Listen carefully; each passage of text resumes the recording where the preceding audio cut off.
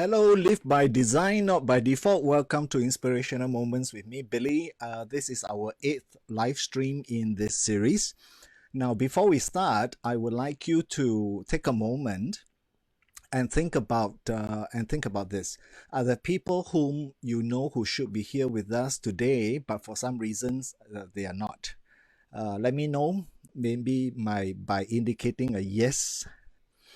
Okay, I'm seeing everybody, people starting to come in and greeting each other and our friends. And yes, Selamat Hari Raya to all our Muslim friends and our clients and our students.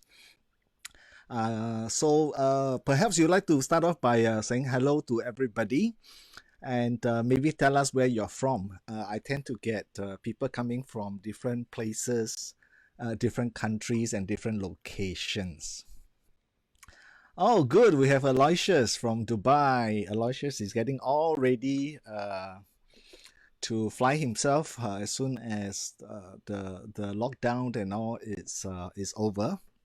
So we wish you a pleasant trip, and I hope you're all packed and ready and prepared. Hello, Connie. Hello, Wendy. Hi, Lynn. Good to see you here as well. And Mr. Goswami from India, I believe. Junita, hello. I think it's the first time I'm seeing you here.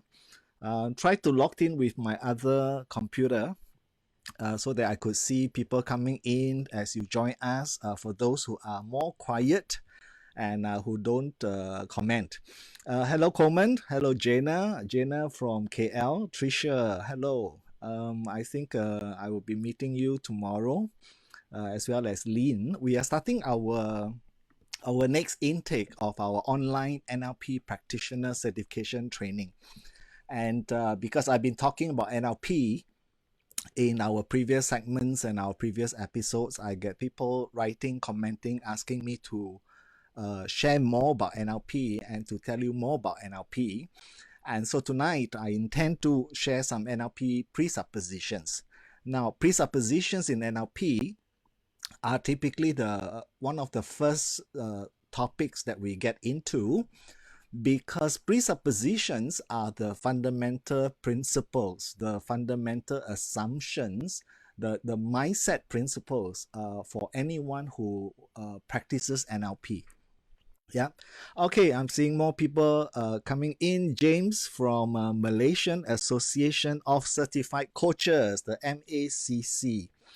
All right, MACC is one of the, I think, is the most prominent, most prestigious certified coaching associations in Malaysia. I just had a nice meeting with some members there, and I'm hoping to explore more to work together with all the certified coaches. Okay, we got Catherine from Genting. Mary, nice to see you again. Mary, I replied your message with regard to the NLP online program. We are starting tomorrow at 10:30 a.m.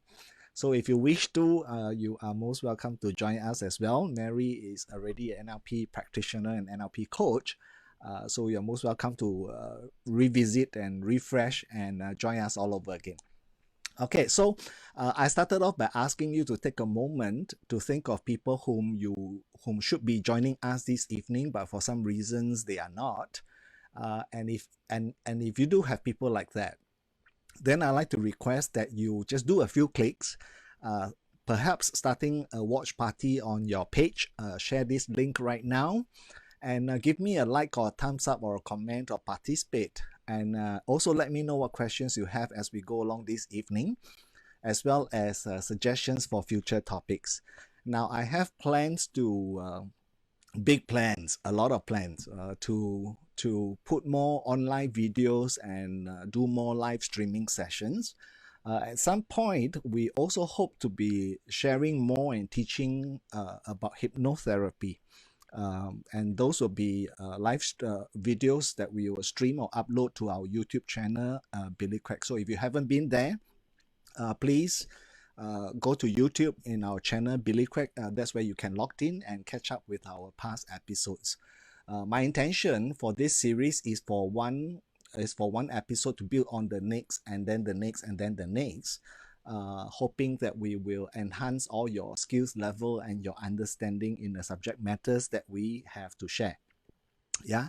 So yeah, our topic today is about NLP and it's about presuppositions.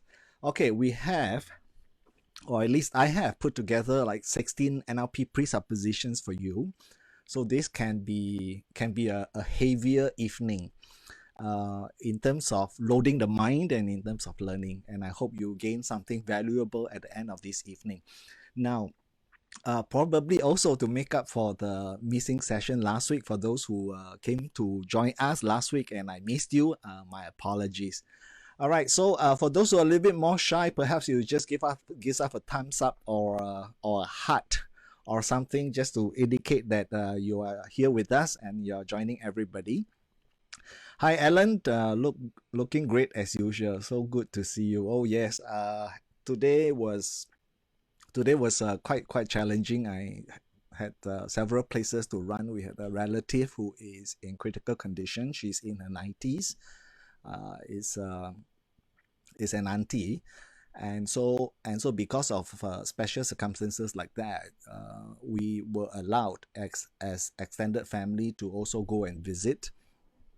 So please also give her your blessings and your prayers to help her for speedy recovery. Now, for all the hearts and all the thumbs up that you've been showing me, here's my appreciation for you. Yeah, okay, in return. Okay, so this evening is about NLP presupposition, and as I was mentioning, I've been talking a lot about NLP, and so there were many comments. Some of you messaged me to ask me to explain more about NLP, to talk more about NLP. So NLP stands for Neuro-Linguistic Programming.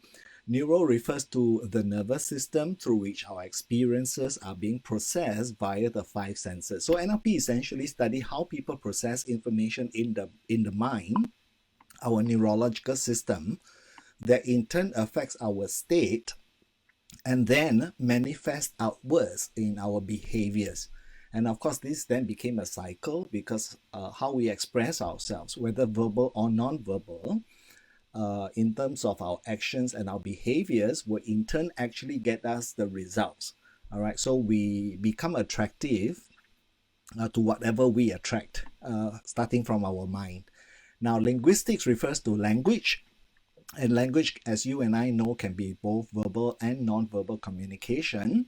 And because of this communication, whether it's from others to us or ourselves to the world out of ourselves, to the world outside, all right, our brain will actually code it in accordance to this neuro-linguistic, the language of the mind. And then we will be representing all external events inside our mind. And so that's how our neurological system code all our experiences and give it meaning. In other words, is how we interpret the outside world inside of us.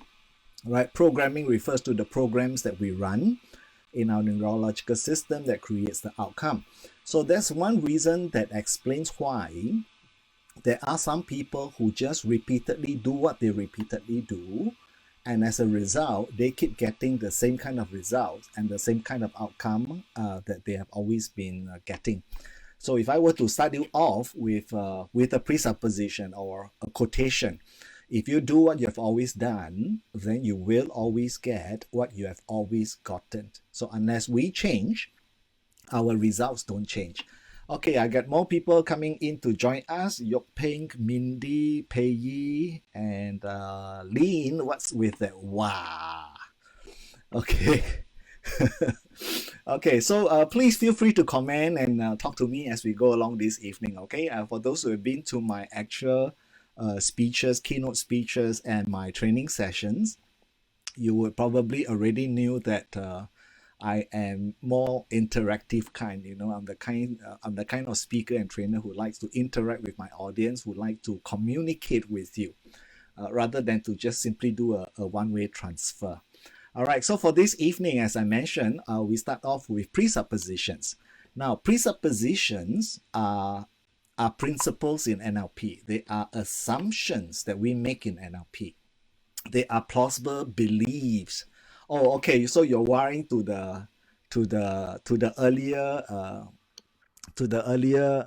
explosion of emojis that I gave you. Okay, do it one more time for you. All right. So coming back, presuppositions. They are plausible beliefs aimed at strengthening our mindset. Presuppositions in NLP for NLP people, for people who are practitioners, master practitioners of NLP. The presuppositions form a foundation for better communication, for coaching, and for relationships.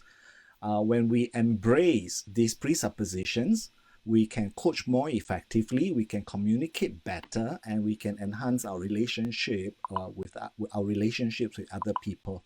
It is to me is an enlightenment. To me, it is a frame of the mind to be happier as a person and to be more successful as a person and to be more positive as well as being kinder to other people and ourselves as well. All right, hello Nicholas. Haven't seen you, Nicholas, for quite a while. I think we communicated recently on the messaging. Yeah. And Chris, all the way from UK, is joining us tonight. I cannot see if you don't make a comment when you come in. I was trying to power up, but then Facebook has some issues with my other login.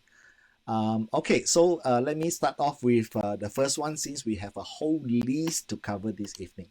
Okay, first of all, NLP says the map is not your territory. Now, what it means is that NLP believes that there is no reality because we individually gives reality.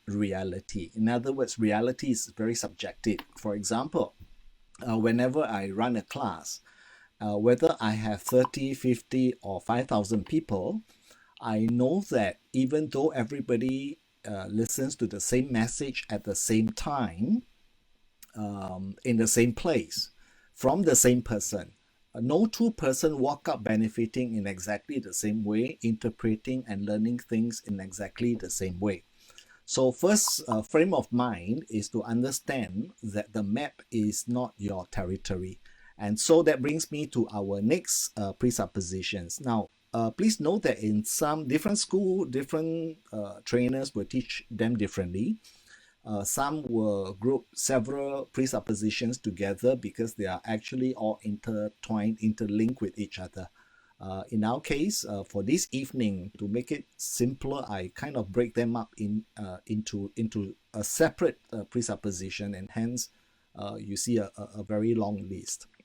Okay, and because the map is not our territory, we all perceive reality subjectively and individually. NLP advocates that we must then respect other people for their model of the world. Just because I think that something is right does not necessarily think that everybody else will think the same. And so respecting other people's model of the world means we can perhaps coexist better. Perhaps it's also an avenue and an opportunity for us to communicate in order to understand one another better.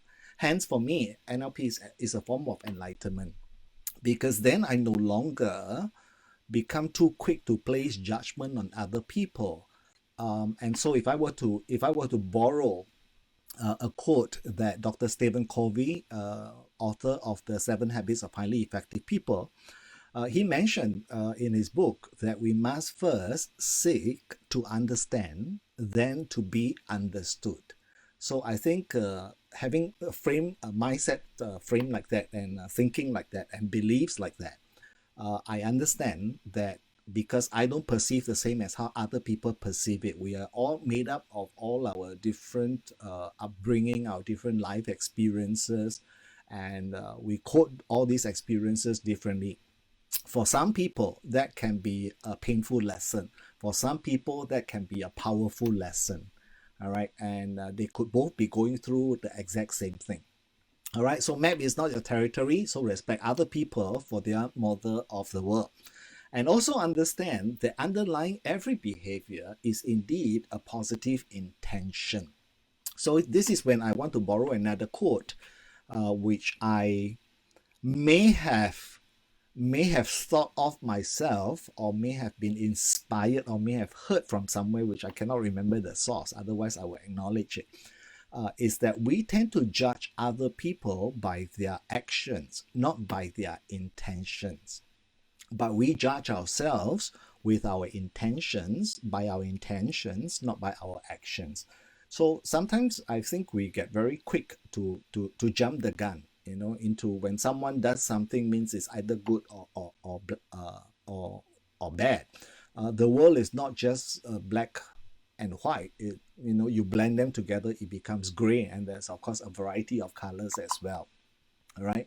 So behaviors cannot just purely be gauged like that.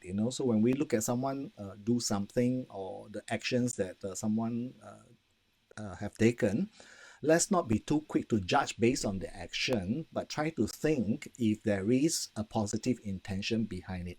Of course, I think very often if someone did something that hurt us, that harm us, it's kind of difficult to think of, how could that be how could there be a positive intention behind it? Well, there could still be a positive intention, but maybe at least as far as the person is concerned. All right. So try to go deeper into your thoughts, to think about the intentions and the possible intentions and the possible positive intentions the person may have, rather than to simply just judge others by their actions. All right. And also know that people are always making the best choice or choices available to them. Given any circumstances, if we take ourselves for instance, whenever I go through an experience and I later on reflect upon them and think back, I would always feel that I can do it better, or I should have done it better. But when that situation happened at that moment, I'm really just doing the best that I can based on whatever circumstances I was in, whatever resources I have at that moment, my state at that moment. And that's why it's also important that we learn how to manage our state, something which I will cover in upcoming episodes in this series. All right, I'd like to take a little break to say hello to those who just joined us. Hello, Serene, Sharon's, and Dr. Mitish. Yes. Have to remember your username is TKL Vacation Home. All right, that's a good quote. Seek to understand before being understood. There you go. Came from the wise man, author of 7 Habits of Highly Effective People. Very, very good read. Million copy bestsellers. Okay, so understand that people are making the best choices or best choice based on whatever positive intentions that they have. All right, and let's not be too quick to judge, because the map is not your territory, and we respect other people for their model of the world. Okay, you notice that on this first set of slides, or the first group of presuppositions, I'm more focusing on the mindset presuppositions. Okay, so next one is everybody is doing the best they can with the resources they had. There you go, which I've said earlier on. Given whatever situation is at that moment, whatever resources I have, all right, that's when I'm doing it to the best of my ability, with whatever constraint, with whatever that's happening now. All right, so everybody is trying to do their best. Okay, and so perhaps go behind the action, think beyond the action, go into the intention before we get too quick to judge. In any case, if we are uncertain, then perhaps I think we ought to adopt a more inquisitive and curious attitude, and be humble enough to ask why, and be humble enough to ask questions, so that we can understand where the person is coming from, what motivated the person to do what the person did, and perhaps that open up an avenue, an opportunity for us to coach, to share, and to communicate. All right. Oh, Lynn is very active this evening. Your projections. Okay, let me share what she posts. Your projections should be a reflection of your intentions, but how other people read your projections is their own reality, their own understanding of what they perceive. Okay, you don't have to end with a question mark. Actually, that should be an exclamation mark. That was a very good quote. I'm going to repeat it again. There you go. Your projections should be a reflection of your intentions, but how other people read and perceive your projection is really their own reality. It is what goes on inside them based on their experiences, how they have interpreted their life experiences and lessons and exposures. So like I always said, um, as we grow, we ought to be more enlightened, we ought to be more wise. I wrote a quote once that say that we are all products of our past, but we don't have to be prisoners of our own future. All right, it is always within us to seek out to learn more, and don't take it for granted. With this saying that the wisdom comes with age, I have, through my own experience, of course, that is my own subjective interpretation, my reality, is that I come across many people whom age comes alone. So it doesn't necessarily come with wisdom. I think wisdom is something that we need to be deliberate about. It's something that we need to take time, the me time, to really think about, and thereby improving ourselves as we go along in life. Yeah. Number 6, behaviors and change are to be evaluated based on context. So there you go. So if someone take a knife and stab someone, all right, on the surface, okay, that would be a bad behavior, but is it necessarily so if it's in a different context, if it's in a different situation? Perhaps the person is doing it out of self-defense. Perhaps the person is protecting other people from being harmed, from being hurt.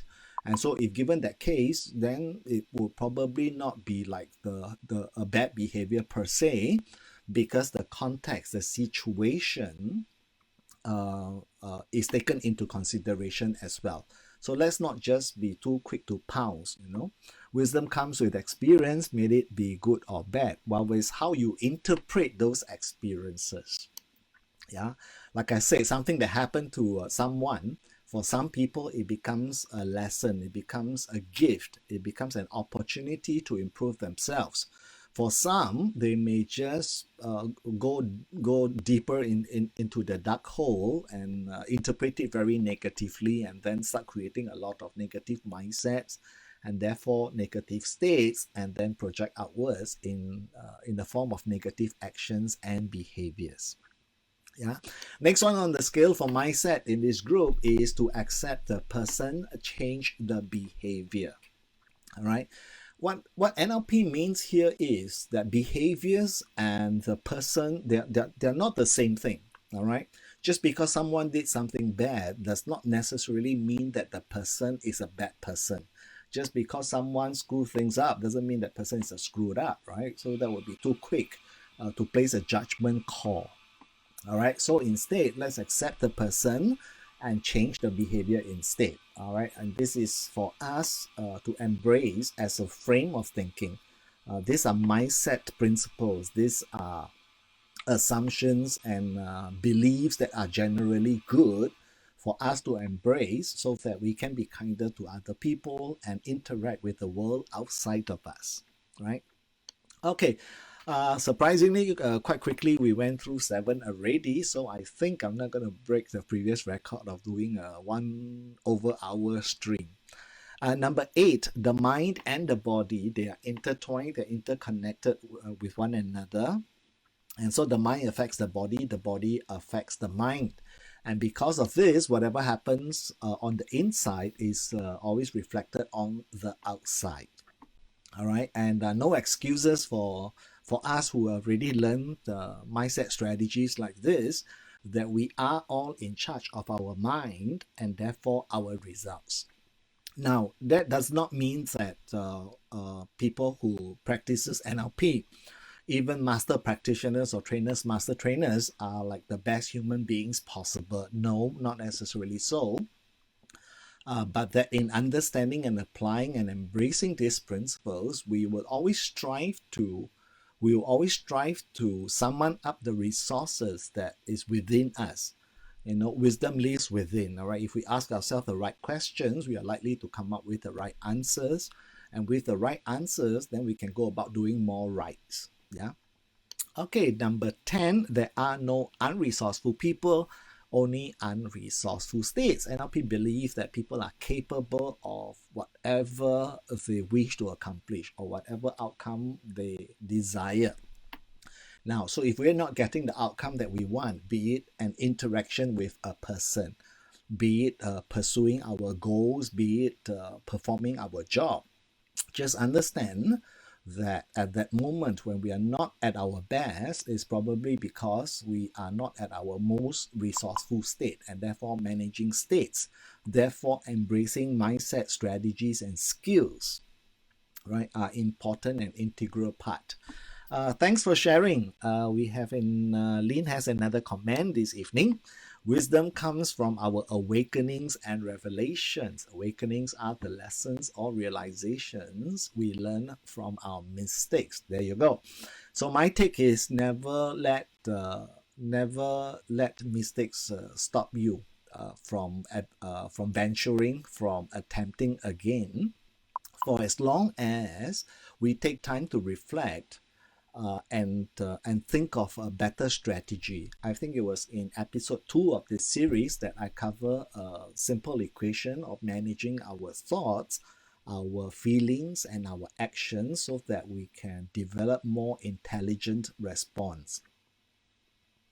Oh, great! I'm delighted to know that there are quite a few friends who've joined from India, Thailand, and Malaysia. Thank you. Did you share it with your friends?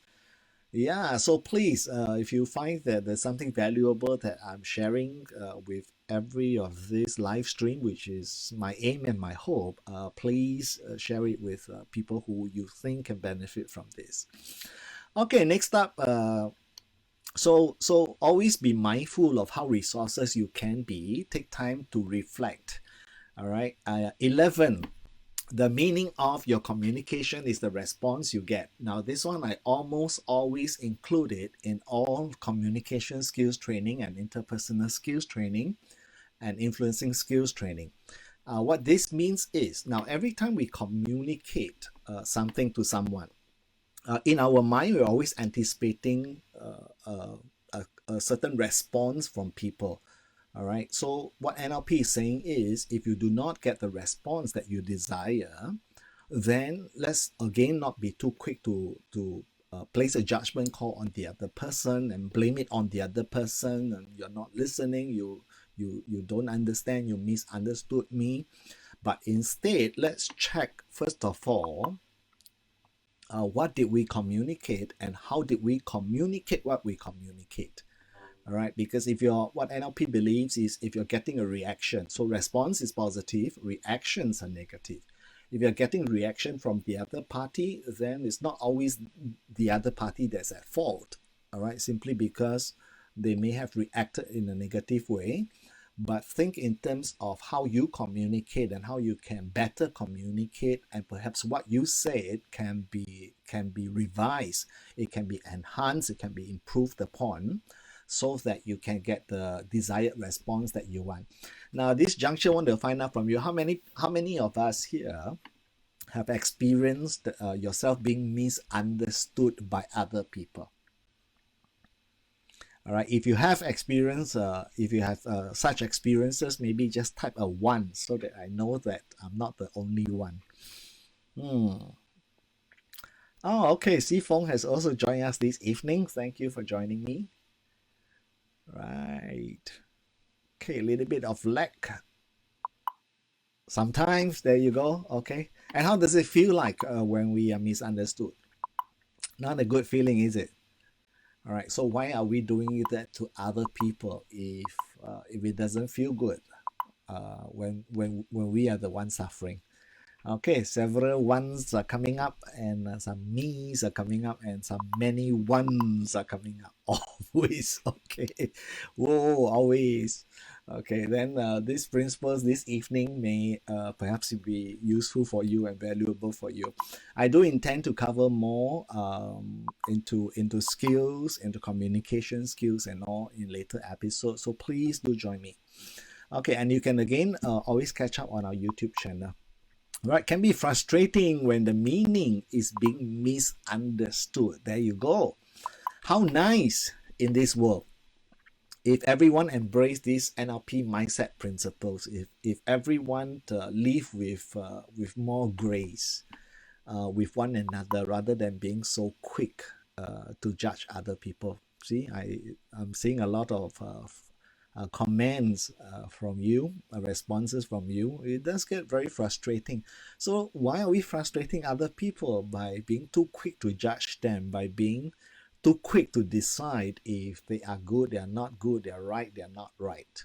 Okay, so meaning of your communication is the response you get. Always learn from experiences so that we can communicate better. We can improve our skills, and therefore we improve relationships. Number 12, you cannot not communicate. So this one is an interesting one in the way that is being phrased. Also because NLP has a way of using linguistics. Yeah, you cannot not communicate.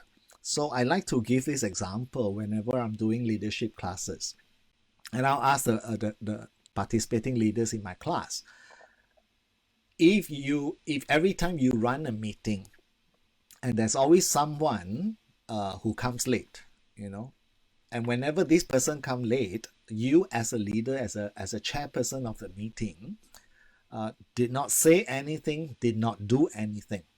My question is, are you communicating? If you're a committee, if you're a leader who chairs meeting, and every time you run a meeting, the same person, or there are some people who always come late. All right, so none of your meetings, or at least majority of meetings, don't start on time, or that some people will always be missing some portions of it because the people who come late, and you did not say anything. Question: are you communicating?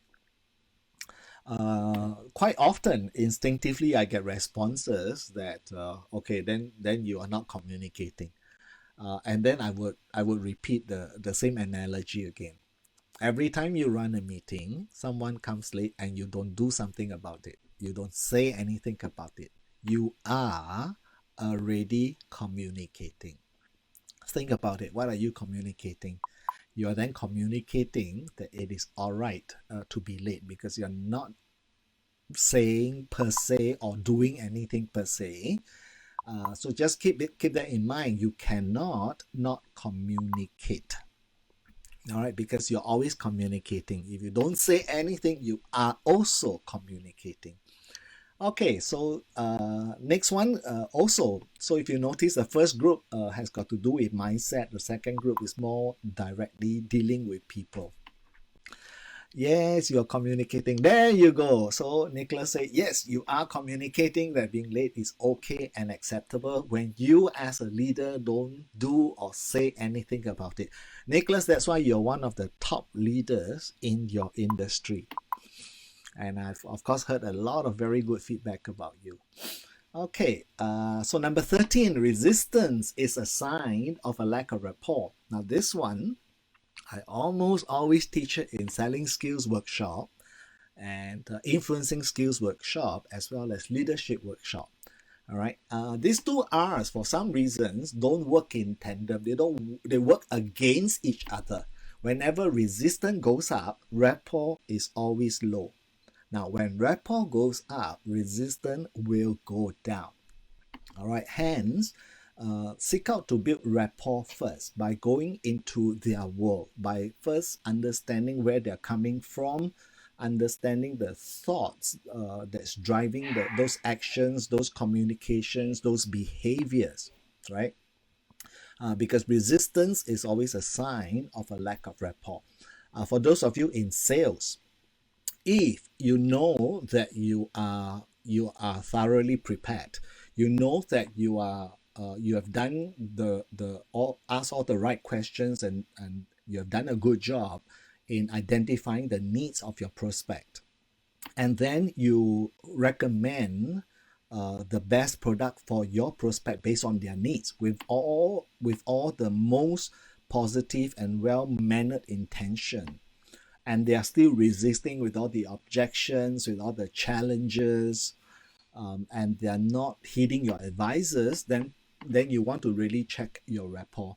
I believe that in a sales cycle, and I've been in sales all my life and authored 3 books on sales. Resistance is always due to a sign of a lack of rapport. If you're getting a lot of objections from your prospect, then you really need to check rapport first. All right, so connect with the person.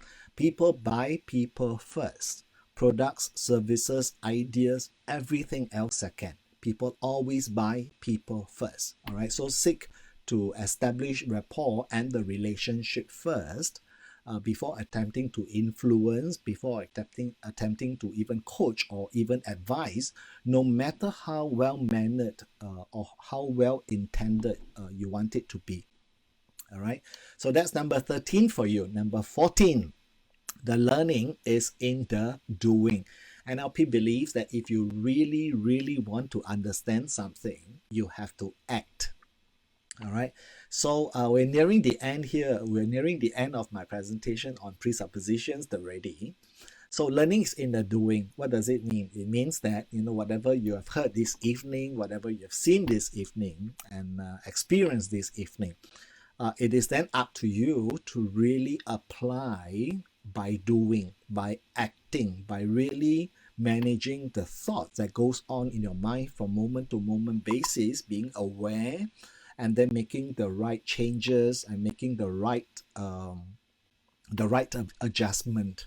All right, and that's how you really learn these presuppositions that I'm sharing this evening, and that is by applying.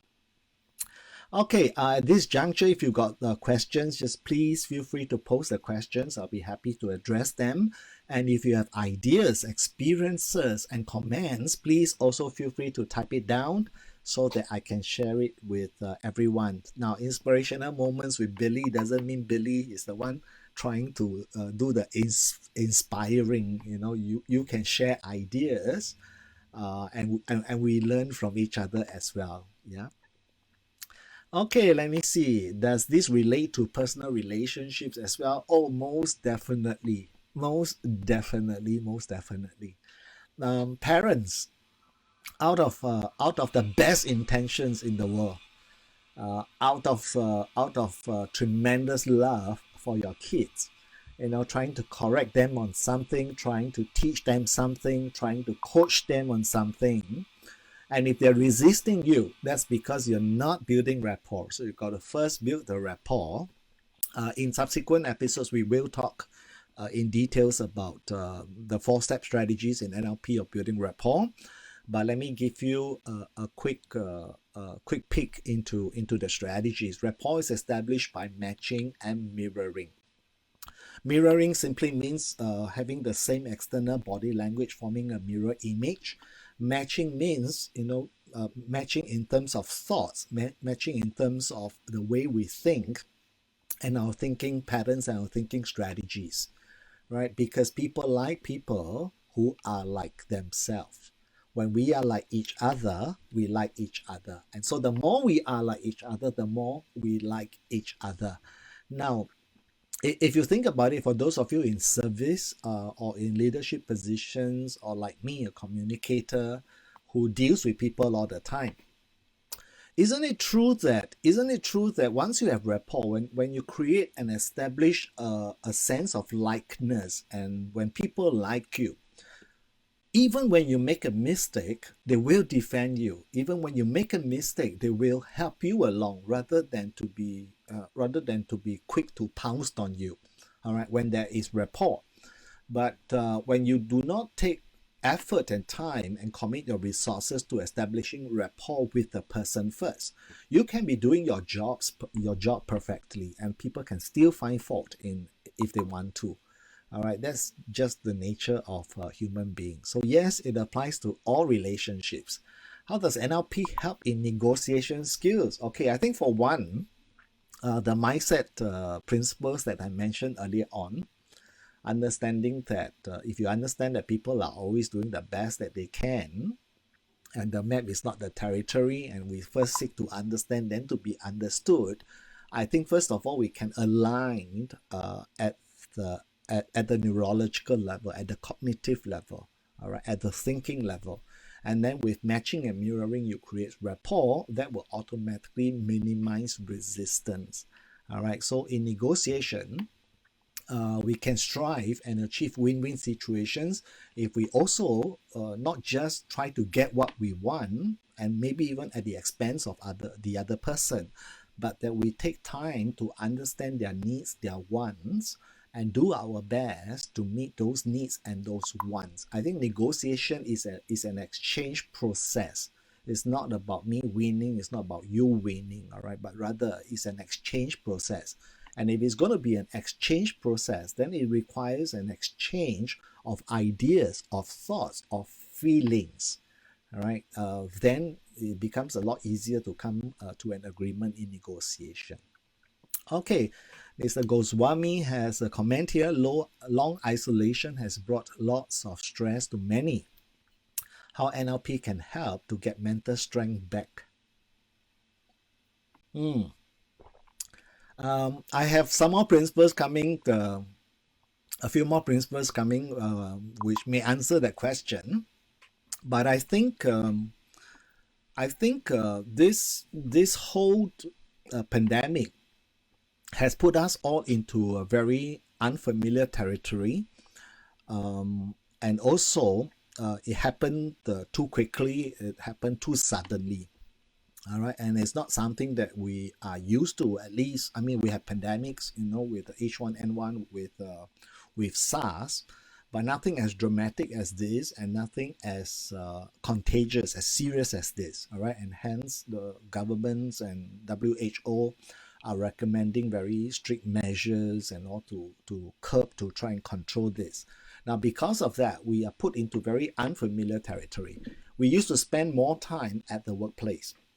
We used to be interacting with people outside of our immediate circle, outside of our family, a lot more than we are now having to spend time with at home and with the people closest to us.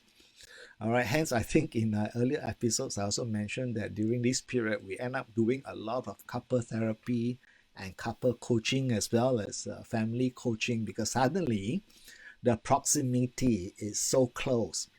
The time span is so long, and we start to get on each other's nerves. Also because we ourselves are facing a lot of uncertainty inside our mind. And so the mind state is rocked, right? Is shaken. And so that causes a ripple effect, as in, start interpreting things very differently and all of that, all right? If you will, please go watch my previous episode where I talk about the M words, the 7 M's for motivational living, and the series on the series within this series on winning in the new norm. Yeah, I think NLP certainly can help us deal with the stress and the uncertainty. For one is to recognize that you are a resourceful person, and it's only the state at that moment that is not being resourceful enough that is making people acting up. All right, and that if you're in charge of your mind, you are in charge of your results. No stress can affect you negatively unless you allow it to. I think I also mentioned in the second episodes perhaps that when we allow external conditions to affect us, we have neglected the power of our internal decisions.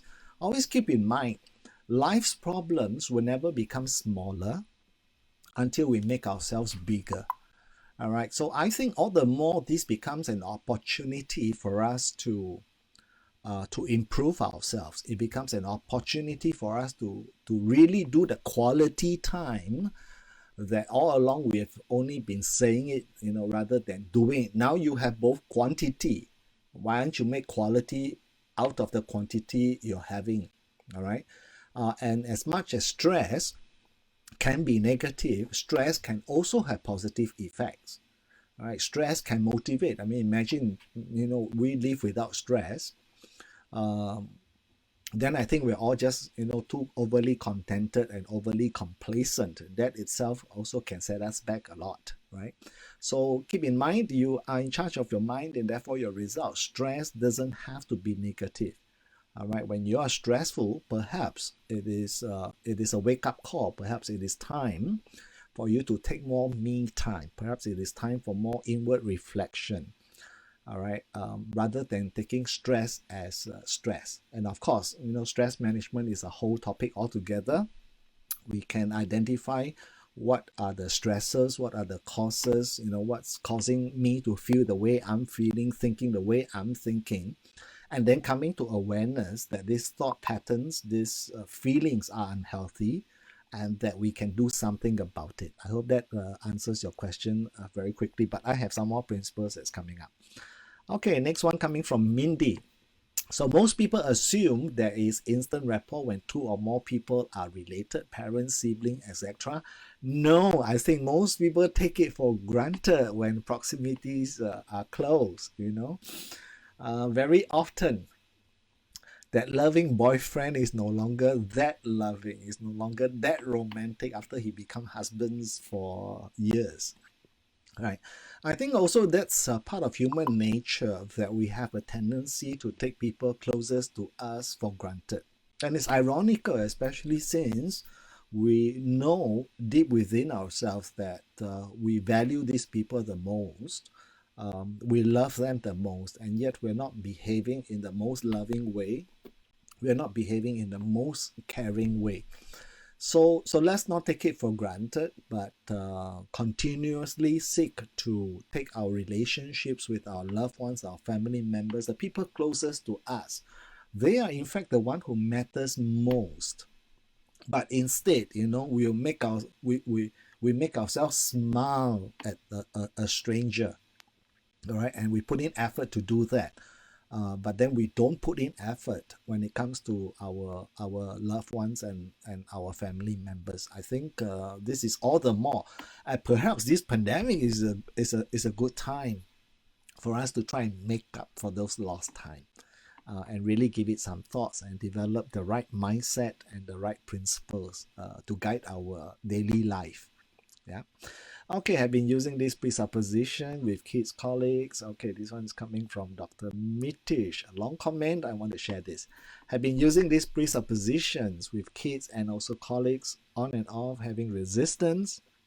I then let the situation cool off and rebuild the rapport and moved on with the communication. Good strategy. Good strategy. There's an advertisement tagline. Have a break. Have a Kit Kat. All right. Sometimes when things are heating up, I think it takes a big person to be willing to walk away from that situation.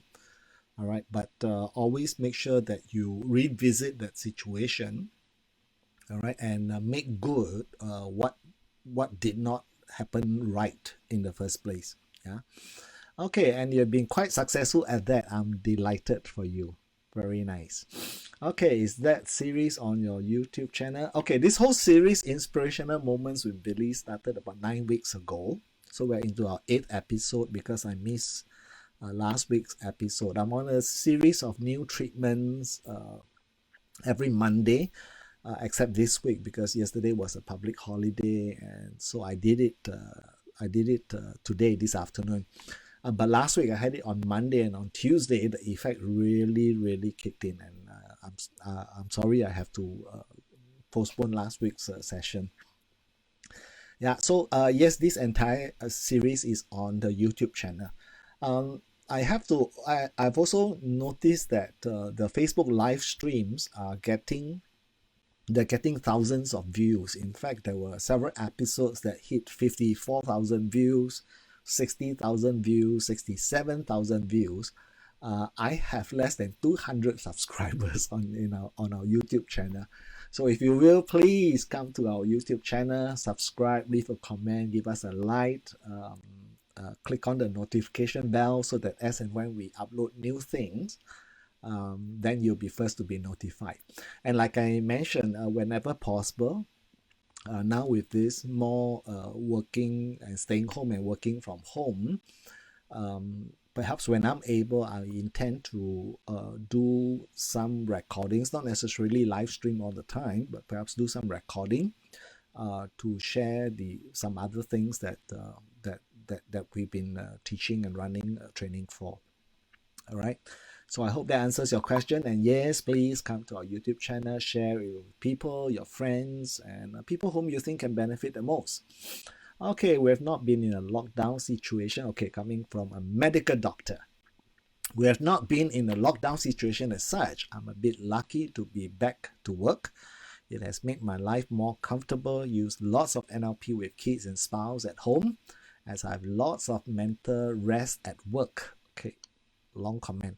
Allowing me to spend a good amount of time with them, doing gardening, cooking together, playing cards, etc. with kids. Okay, at this moment, a little confession to make. My wife is learning how to cook and getting recipe from my mother-in-law. How wonderful. Okay. Oh, thank you. That's a lovely compliment. Thank you, thank you, thank you. All right. Tana, you along with many people whom I had the honor and privilege to run a training for, or to do coaching, or to interact with. You are the reasons why we do what we do. Okay, so I'm delighted that you gain value out of it. Okay, number 15, perhaps addressing that stress mindset attitude, is this principle called the law of requisite variety. Simple few phrase, but when put together, sounds like a big thing. Law of requisite variety simply means that in any given situation, the person with the most flexibility, mental and behavioral, is the one that's going to achieve the desired results. So given any situation, no matter how difficult or how tough it is, all right, if you have the mental flexibility to think creatively, to think out of the box, to focus on solutions, all right, to take the decision, to take charge, then to allow external situation to affect you, then you are practicing the law of requisite variety by having flexibility in your thinking. And of course, thinking is just one part of it, right? You're not going to get results by just thinking about something. You got to be acting upon your thoughts as well. All right. So yes, definitely take time to think, develop flexibility in your mental capability and in your physical abilities, right? Because the person who's most resourceful in any situation is the one that's going to come up with a better idea. Not necessarily the best, because on hindsight, we always feel that we can do it better, right? And hence the value of reflection. Okay, so in any situation, the person with the most flexibility in their thinking and in their behavior is the one that's going to get the desired results. Yeah.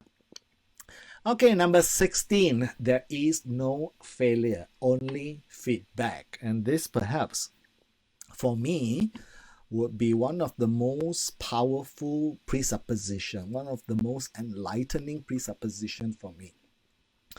Coming from a background, I'm not used to accomplishing things during my childhood, not used to achieving success, not the recognition that any child would like from our teachers and the adults around us. I mean, my parents are caring people.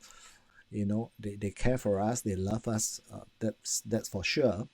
The thing is that I think those days the parenting is very different. They express their love very differently. Very often their actions is right. But then, hey, what's the intention behind it, right? So I'm one who grew up in the streets, from the neighborhood school, not used to achieving great results, not the teacher's pet and all of that. And so when I look back, it's like a series of failures here and there, that I don't make it. I don't make the cut. I'm not good at this. I can't do that. Now, that doesn't stop me from learning as long as I don't give up, right? Because in any situation, when you fail, if you think of it, as a failure, then it's a failure, period. But when you think of it as a feedback, then there is something you can learn from it, right? So when things happen, let's not be too quick to judge so negatively, but rather take time to think about it. Okay, and if you also notice, right, these presuppositions, these principles, they build on one over another.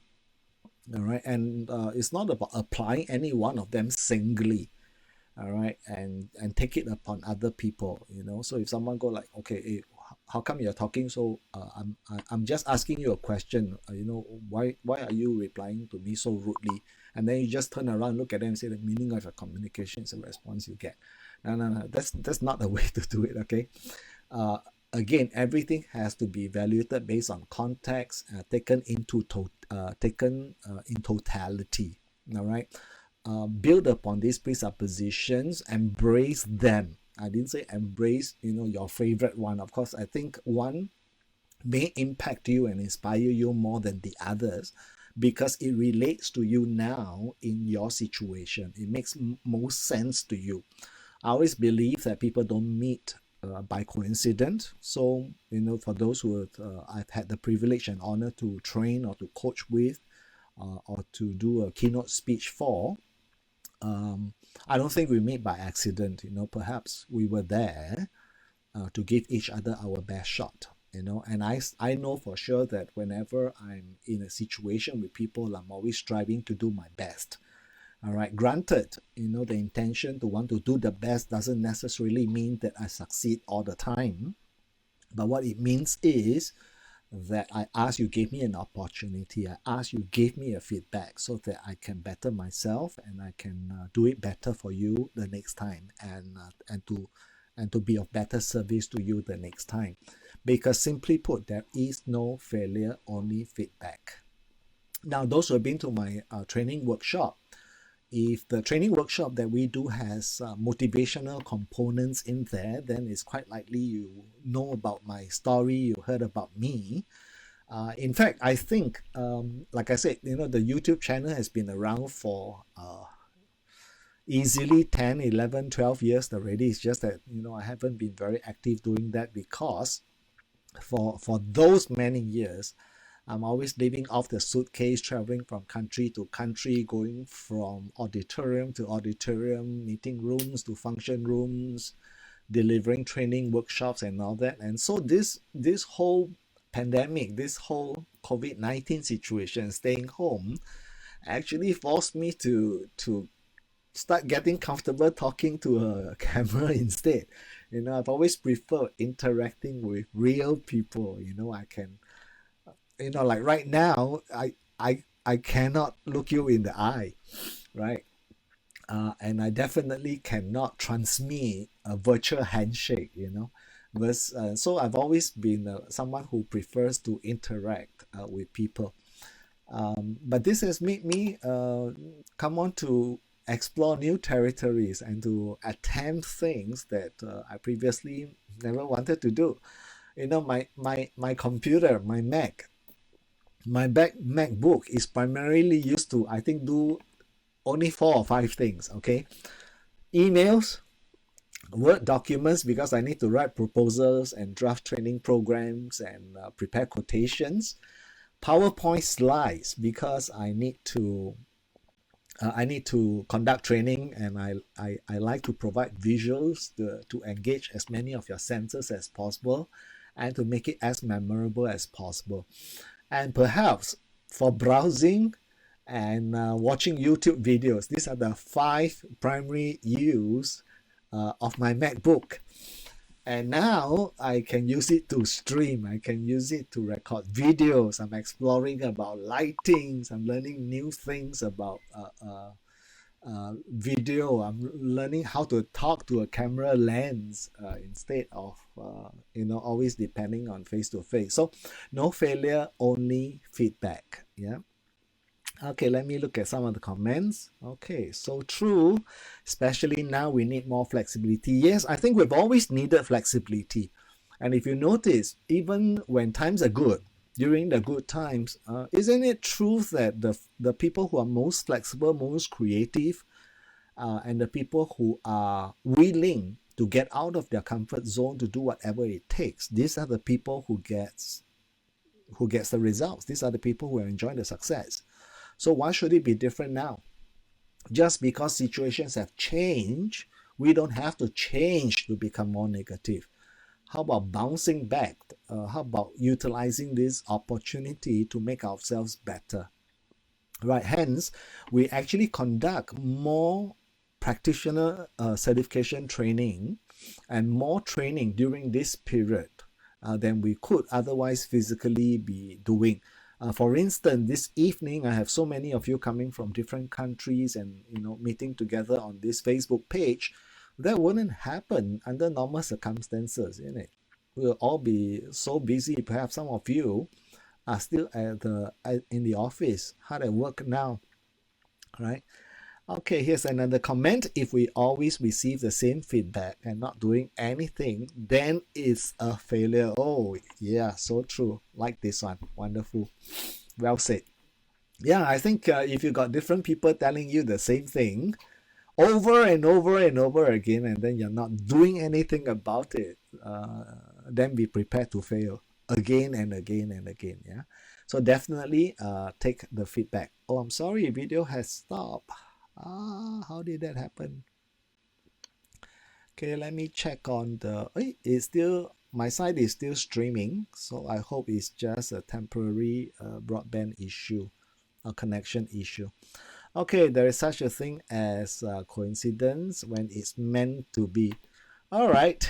Okay, just not by coincidence. I don't think we meet by accident or by coincidence. There's a reason why we meet, and there's a reason why we get together, and that is an opportunity for us to give our best to one another. Okay, so these are the presuppositions I have for you this evening. So here are some questions for you to think of in terms of applying these presuppositions, these beliefs, these principles, and these assumptions to better yourself, to better your life, and to better your results. Spelling error there. So who do you have problems? So who do I have problems with? What are the people you have problems with? All right, start embracing these principles. Ask yourself which of these presuppositions are useful for me. If I embrace these presuppositions, would the other person then appear differently? All right, would they have been different? And also exercising the mental and behavioral flexibility, the law of requisite variety. What must I do differently? And a simple equation that I've shared in our second episode, I think, or third episode. How can I think, feel, and act differently? And when must I get better results? All right, so in our NLP practitioner training, after teaching the presuppositions, we usually do an exercise, and that is for you to put into practice. Okay, I'm still getting comments coming in, so I don't think we are. I'm cut off totally. And yes, yeah, we are evolving during this whole COVID era. Yeah. Okay, can still feel like a live classroom training with you. Oh, thank you. Thank you. Doing my best here. Awakenings, I'm right. Oops, a blooper. No such a thing as coincidence. It's meant to be. Yep, perhaps it is meant to be. And definitely not by accident. Okay, so normally what we ask our practitioners to do is, prior to coming to the class, we give them a worksheet to write down issues that they would like to resolve. Because as we teach the techniques in NLP, timeline therapy, and hypnotherapy, you apply those techniques immediately to first use it to resolve your own problems. And of course, with your fellow classmates in the class, you will also use these presuppositions to help them with their problems. And specifically, we use presuppositions to deal with people problems. Of course, the people that irritates you, the people that gets on your nerve. All right, who are these people that you have problems with?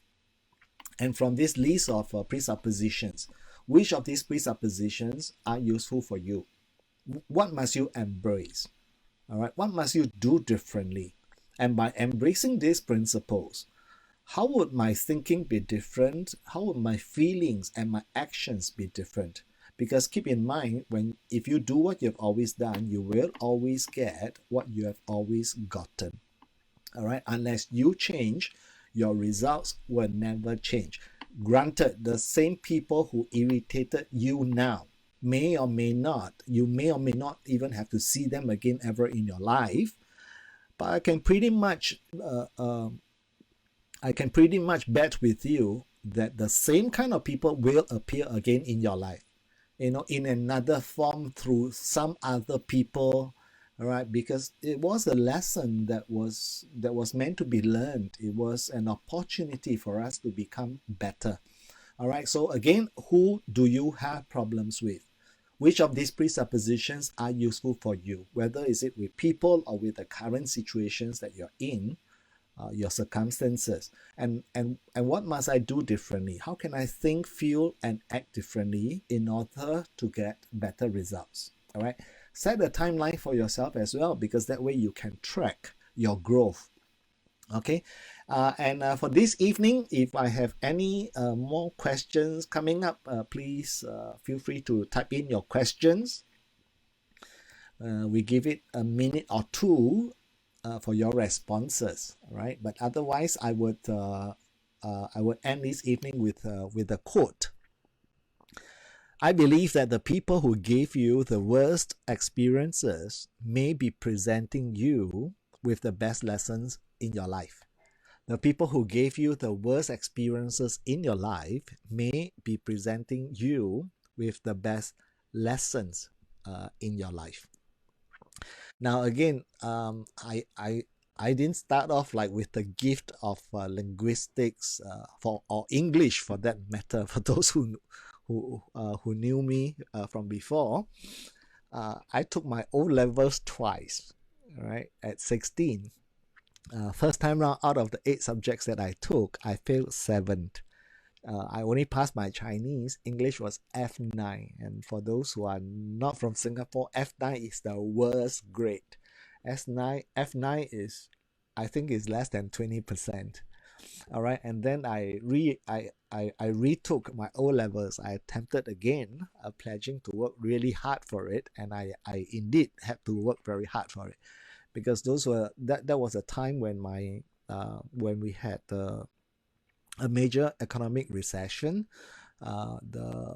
My father's employer just closed the company down and went back to his home country, leaving him with months of salary unpaid and so forth. And so it was tough, and I had to really work very hard, try different things and all that, just to survive, just to get some pocket money, just to pay my school fees. I would wake up at 4:30 in the morning, and I was a newspaper boy in the neighborhood.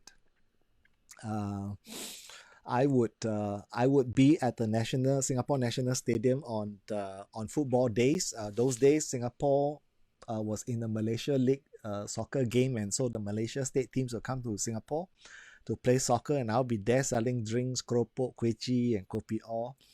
I had an interview from the Straits Times before, who actually ran this story. The title, they call it "Failures Made Good." So I guess I make up later part in my life for what I have failed to accomplish earlier on, primarily because it wasn't a failure, it was just a feedback. Yeah. And then I went on to study while I'm working, earning my way along and all, just so that I get to live the life I live, meet the people I get to meet, and do what I perceive to be meaningful work for me. And I certainly hope that it is also the same for the people whom I had the privilege and honor to do training or to do coaching for. Okay, we have another comment from Hui Man Kyung. Sir, I am a failure for 11 years and I have lots of toxic people around me. My way to avoid them, I surrender to him. Yes, there is certainly power in prayer. There is certainly power in prayer. Now, I'm also a religious person. In fact, as a family, we pray every evening, and right now we are doing a lot of online masses every weekend. In fact, we just had Ascension Day. I'm Roman Catholic. So my way of dealing with it, I mean, for a long time, the easier way for me, and I'm speaking for myself, right? For a long time, the easier way for me is to simply avoid these people. But I realized that, I would avoid A and B and C, and somehow an X and Y and Z will come in another time in my life, in another situation, in another form, and they will still be irritating the crap out of me. And that's when I figured that I think the change has to happen from within. It is when I change that the people around me change. It is when I change that that causes a change in my results. Yeah. I think I also want to add another quote with your comment and your contribution here. I believe that how you think will affect who you attract. How you think will affect who you attract. And this is a quote that just came up. All right, so I haven't copyrighted this. I will be putting it and publishing it in our motivational posters and postcards. Thank you for all the thumbs up. It's been a great session. So thank you so much for the compliment. So many friends of mine could listen. Yeah, I think it's a great opportunity for us to get together, isn't it? All right. So thank you for those of you who like the quote. And as usual, I'd like to request that you give us your support. In fact, on our Facebook channel and Billy Quack, you can see we uploaded a little TV program, a Chinese program that I think was Channel U when Singapore had that TV channel. I think it was Channel U. They ran a Chinese program where they somehow found people like me who trains and who is doing what I'm doing, and they were very interested in our story, and they ran a profile of my story with my background, and we dig out the very limited photographs that I have of those days growing up. I wasn't one who loved to take photographs whatever, because back then I don't know how to smile. Okay, also another comment here. Yes, my abuser was also my teacher. There you go. Those who hurt me were also my teachers. These things happen because we needed to meet our awakening. We needed to wake up from our dream state and foster new, healthier realities. Nice one. So we need a jolt in the form of aggression in order for us to understand the message, to change our patterns. Yes, although I would also like to ask you to consider another way of thinking, and that is that these people are not the abusers, but that they are the teacher. And that is also that we don't have to go through difficulties to come out better, to come out stronger. In fact, when times are good, that's probably the best time to build your foundations. That's probably the best time to strengthen yourself. Oh, Man Kyung, thank you so much for your comment. You're a good man, immaterial. What is our belief? Thank you very much. I try to do the best that I can. Okay, I think I understand your username. Hui Man Kyung, I think is okay, because I can see the picture clearer now. That's Chow Yun Fat's character in a TV series, or was it a movie that he starred that kind of brought him to stardom.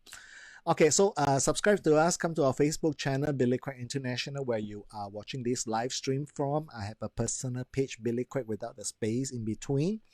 Instagram, hardly on, but I do post some of my personal daily life Yes, definitely come to our YouTube channel. LinkedIn also, not that I don't post that often, but during this period, I'm beginning to be more active on social media.